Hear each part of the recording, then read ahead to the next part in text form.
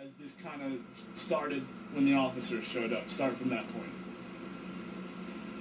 The police officer pulled off. The suspect in question, we kind of like had a triangle, kind of like you and I, the three of us, and there was one other person here. The suspect kind of was touching the police officer here and there. There was nothing wrong with it whatsoever. He was a little upset. He was kind of upset that his vehicle was being towed. He was in the wrong space, and you know, whether it's age or whatever, we have to go ahead and help out the seniors. As we help out the seniors, we kind of show them what they've done or what they've done wrong, just like we do with toddlers. It's the bell curve. We start, we end. Same thing. Well, the police officer had nothing wrong with the situation. The suspect explained to him how he's in 3 wars, World War II, you know, he was in Korean, he was also in the Vietnam, served 3 wars.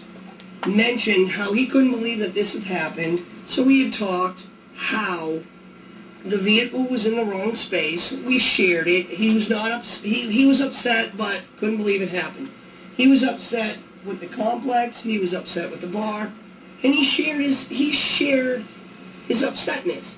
Now, the next thing was we went ahead, stood around, arms going back and forth. I took the vehicle, the tow truck driver dropped it, picked it up. Meanwhile, it's been 3 minutes, the 3 of us, before I could even get the keys back. So I got the keys from the tow truck driver, and I asked to go ahead and move the vehicle. So I moved the vehicle. Couldn't find a spot, so I ended up parking it next to the tow spot, 1 spot over. So we're talking about 6 minutes.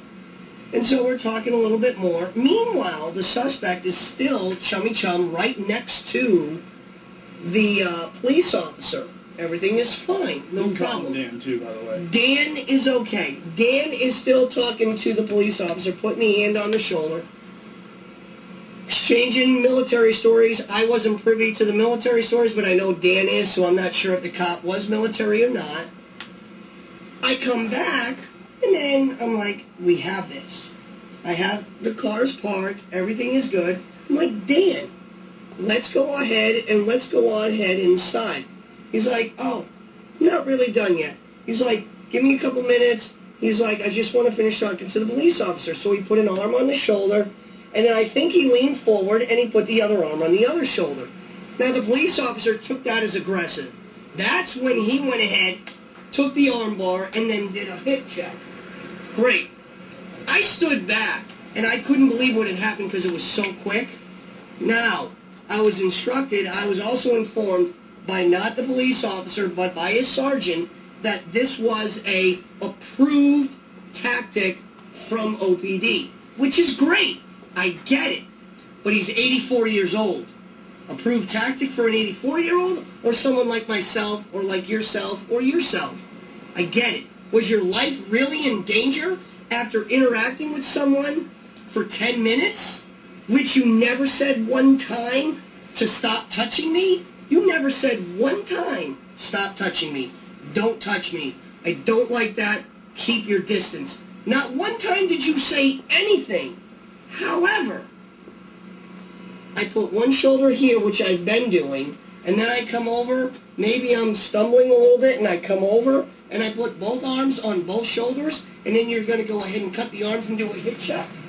Now, if that's true, and you did a hip check, shouldn't the hip check put the person's hip on the ground and then the shoulders? I don't think the approved tactic is to slam someone on their head. Slamming someone on their head, breaking their neck, is not approved. If it is, I don't know that.